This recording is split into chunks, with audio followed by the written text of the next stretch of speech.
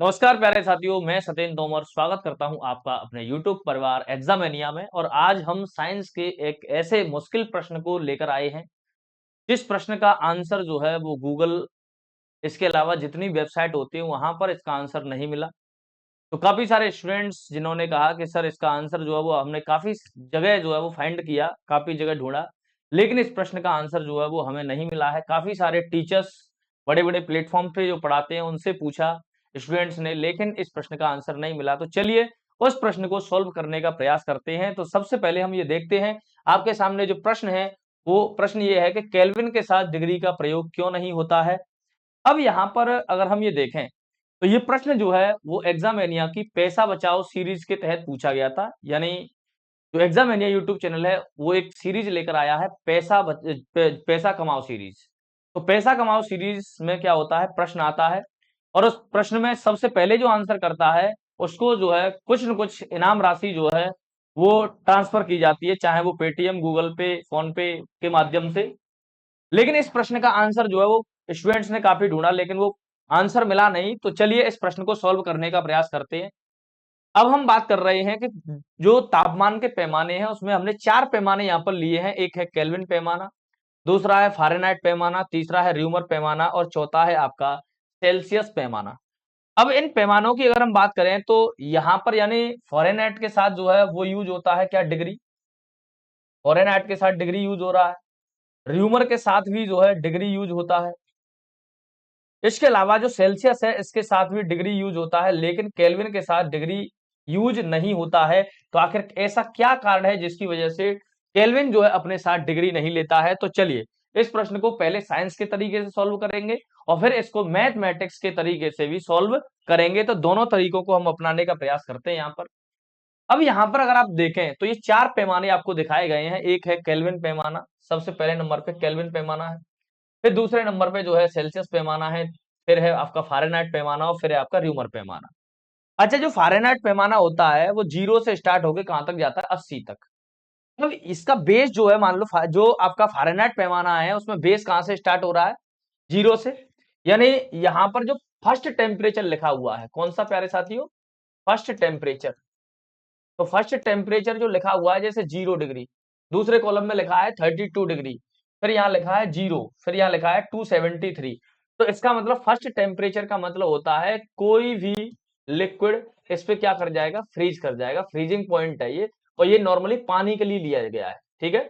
जैसे 0 degree Fahrenheit का मतलब है पानी इस पे जम जाएगा, 32 डिग्री र्यूमर पे पानी जो है वो जम जाएगा, 0 डिग्री सेल्सियस पे भी पानी जम जाएगा और 273 डिग्री केल्विन पे 273 केल्विन पे भी पानी जम जाएगा। केल्विन के साथ तो डिग्री आता ही नहीं है। तो जो पहला वाला टेम्परेचर है वो आपका क्या है, ये फ्रीजिंग पॉइंट मतलब जमने वाला पॉइंट है। और इसके अलावा जो आपका सेकंड टेम्परेचर दिया गया है, कौन सा टेम्परेचर, सेकंड, दूसरा वाला जो आंकड़ा दिया गया है वो दूसरा वाला आंकड़ा किसका है, वो है आपका बॉइलिंग पॉइंट। किसका है, बॉइलिंग पॉइंट का आंकड़ा है। मतलब इस पे जाके जैसे पानी उबलने लगेगा, 212 डिग्री पर र्यूमर पर पानी उबलने लगेगा। फिर हम बात कर रहे हैं आपका ये 32 से लेकर आपका 212 है। ये जो आंकड़ा है ये आंकड़ा किसका है, ये मैं बता देता हूं, यहाँ पर ये गलत लिख दिया है। तो ये जो आंकड़ा है 32 से आपका 212 है, ये किसका है, फारेनहाइट। ठीक है, फारेनहाइट आपका 32 से स्टार्ट होता है। फिर हम बात करते हैं किसकी, र्यूमर की। तो र्यूमर आपका 0 से 80 है, ठीक है। तो र्यूमर हो गया, फारेनहाइट हो गया, डिग्री सेल्सियस हो गया, केल्विन हो गया। अब ठीक है, अब हम यहाँ पर बात कर रहे हैं कि सेकंड टेम्परेचर किसका है, बॉइलिंग पॉइंट, मतलब इस पे जाके कोई भी चीज उबलने लगेगी। अब ध्यान देना इस चीज को, जैसे अगर हम बात करें कि ये 0 से स्टार्ट हो रहा है, ये 32 से स्टार्ट हो रहा है, ये 0 से स्टार्ट हो रहा है, ये 273 से स्टार्ट हो रहा है। केल्विन पैमाना कहां से स्टार्ट हो रहा है, 273। अब हम थोड़ा सा लॉजिक लगाते हैं यहाँ पर कि जो केल्विन पैमाना है, इस केल्विन पैमाने की एक खासियत है कि इसका जो स्टार्टिंग पॉइंट है वो स्टार्टिंग पॉइंट है कहां, तो स्टार्टिंग पॉइंट है प्यारे साथियों आपका 273 केल्विन, 273। अब हम क्या करें, अब हम जो है टेम्परेचर को डाउन करें। क्या करें, टेम्परेचर को डाउन करें। जैसे हमने कोई लिक्विड लिया, उस लिक्विड का टेम्परेचर हम क्या करते जा रहे हैं, डाउन करते जा रहे हैं। अब वो यहाँ पर पानी जैसे 273 केल्विन पे क्या होगा, वो जम जाएगा। फ्रीजिंग पॉइंट ही तो है, शुरुआत यहीं से हो रही है।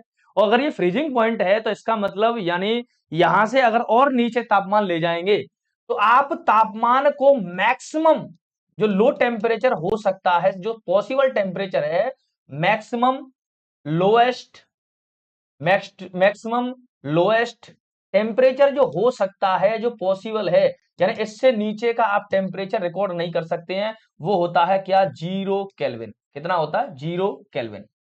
इसका मतलब हम यहां पर ये कह सकते हैं कि केल्विन की मैक्सिमम वैल्यू आप ले जा सकते हैं कहां तक? तो 0 तक ले जा सकते हैं। भाई 273 से तो स्टार्टिंग हो रही है, और भी अगर नीचे आप लेके जाएं तो मैक्सिमम लेके जा सकते हैं आप 0 केल्विन तक। इसका मतलब केल्विन की वैल्यू 0 से स्टार्ट हो रही है। कहां से? 0 से स्टार्ट, और मैक्सिमम कहीं तक भी जा सकती है। यानी केल्विन को आप जो है निगेटिव में नहीं दर्शा सकते हैं। क्यों नहीं दर्शा सकते? क्योंकि किसी भी पदार्थ का तापमान आप 0 केल्विन से नीचे नहीं ले जा सकते। क्योंकि इस अगर हम देखें देखें जैसे ऑक्सीजन, तो ऑक्सीजन का आप तापमान घटाओ, -183 डिग्री सी पर जम जाती है। इसके अलावा अगर हम बात करें कि जो है डिग्री सेल्सियस, जो हाइड्रोजन की बात करें, तो हाइड्रोजन जो होती है वो -253 डिग्री सी पर जम जाती है। इसका मतलब अगर केल्विन में अगर हम वैल्यू निकालें तो आप किसी भी पदार्थ का तापमान इतना कम नहीं कर सकते कि आप उसको 0 केल्विन से कम पे ले जाएं। इसका मतलब केल्विन की वैल्यू कभी भी नेगेटिव नहीं आती है। कैसी नहीं आती? नेगेटिव नहीं आती। यानी केल्विन की वैल्यू हमेशा कैसी आती है? तो केल्विन हमेशा पॉजिटिव होता है। कैसा होता है? पॉजिटिव होता है, याद रखिएगा, ऑलवेज पॉजिटिव। क्या होता है प्यारे साथियों? केल्विन जो होता है वो ऑलवेज पॉजिटिव होता है। यानी र्यूमर में आप नेगेटिव में जो है टेम्परेचर दिखा सकते हैं, फ़ारेनहाइट में आप नेगेटिव में टेम्परेचर दिखा सकते हैं, सेल्सियस में आप नेगेटिव में टेम्परेचर दिखा सकते हैं, लेकिन यानी आप जो है केल्विन में नेगेटिव में टेम्परेचर नहीं दिखा सकते। इसका मतलब सबसे लोएस्ट टेम्परेचर जो होता है वो 0 केल्विन ही होता है। 0 केल्विन से नीचे तो कुछ है ही नहीं। इसका मतलब ये क्या है? ये बेस है, ये आधार है। और अगर ये बेस है, ये आधार है, तो इसका मतलब ये है कि जहां चीजें बेस से स्टार्ट हो रही हों, नेगेटिव से स्टार्ट नहीं हो रही हों, पॉजिटिव चीजों से स्टार्ट हो रही हों, तब ऐसी स्थिति में उसके साथ डिग्री का प्रयोग नहीं करते हैं। अब थोड़ा सा मैथमेटिक्स वाला दिमाग लगाते हैं। अच्छा ये बताओ, जैसे आपने देखा होगा ये एंगल होते हैं 0 डिग्री, 90 डिग्री, 180 डिग्री, और आपका 270 डिग्री, और यहां तक आएंगे तो ये हो गया आपका 360 डिग्री। अब आपने देखा होगा साइन कॉस टेन की जब हम वैल्यू निकालते हैं तो आपको पता होगा कि वो वैल्यू जो है वो साइन, कॉस, टेन, कॉट, सेक और कोशेक की जब भी हम वैल्यू निकालते हैं तो वैल्यू कभी पॉजिटिव हो सकती है और कभी नेगेटिव हो सकती है। अब जब हम यहाँ पर डिग्री का यूज कर रहे हैं प्यारे साथियों, तो इसका मतलब डिग्री जो है वो ऐसी वैल्यू के लिए आता है, ऐसी चीजों के लिए आता है जहां पर वैल्यू 0, नेगेटिव और पॉजिटिव दोनों प्रकार की हो सकती है। आपने मैथमेटिक्स में पढ़ा होगा एंगल जो है वो आपका एंगल की वैल्यू नेगेटिव में भी आ सकती है, पॉजिटिव में भी आ सकती है। और cos 0 की वैल्यू मान लो आपने कहा कि कितनी की 1, कि cos 180 की वैल्यू कितनी है कि -1, तो वहां पर वैल्यू जो है वो पॉजिटिव और नेगेटिव में आ रही है। तो इसका मतलब डिग्री वहीं आता है जहां पर वैल्यू दोनों प्रकार की आए, पॉजिटिव भी आए और नेगेटिव भी आए। लेकिन अभी मैंने आपको क्या बताया? अभी मैंने आपको बताया कि जो केल्विन की वैल्यू है वो आप 0 से नीचे नहीं ले जा सकते। आप किसी भी जो है पदार्थ का तापमान अगर आप नीचे ले जा रहे हैं तो मैक्सिमम लोएस्ट टेम्परेचर जो होता है वो 0 केल्विन होता है, जिसे हम परम शून्य तापमान बोलते हैं, जिसको हम एब्सोल्यूट जीरो टेम्परेचर का नाम देते हैं। और केल्विन जो है, 0 केल्विन जो है वो एब्सोल्यूट क्या है? एब्सोल्यूट जीरो टेम्परेचर है, परम शून्य तापमान है, जिसकी वजह से केल्विन के साथ कभी भी डिग्री का प्रयोग नहीं करते। तो मुझे लगता है कि इस प्रश्न का आंसर जो है मैं आपको बताने में सफल रहा हूं। मैंने पूरी कोशिश की है कि जो क्वेश्चन है उस क्वेश्चन का आंसर एकदम as it is crystal clear तरीके से आप तक डिलीवर कर दिया जाए, और इसी टाइप के प्रश्न जो है वो आगे भी पूछे जाते रहेंगे। अगर इस टाइप के प्रश्नों का आप अगर आंसर देते हैं तो आगे भी आप जो है प्राइज जीतने के हकदार हैं। मैंने आपको बता दिया कि क्वेश्चन का लेवल के अनुसार जो है वो प्राइस रखा जाता है। इसका जो लेवल था वो ठीक ठाक लेवल था, तो हमने 51 रुपए जो है प्राइस रखा। वैल्यू जो है प्राइस की जो वैल्यू रहेगी वो 11 रुपए से लेकर जो है आपका कहां तक 251 रुपए तक रहेगी क्वेश्चन के हिसाब से। क्वेश्चन जितना टफ होगा उसकी वैल्यू उतनी ज्यादा होगी। तो आप इस टाइप के प्रश्नों के आंसर खोज सकते हैं और पैसा कमाओ सीरीज के माध्यम से आप पैसा भी कमा सकते हैं और वही पढ़ भी सकते हैं, मतलब तैयारी की तैयारी और पैसा का पैसा। तो चलिएगा, इस सीरीज से जुड़ना ना भूलिएगा। Thank you very much.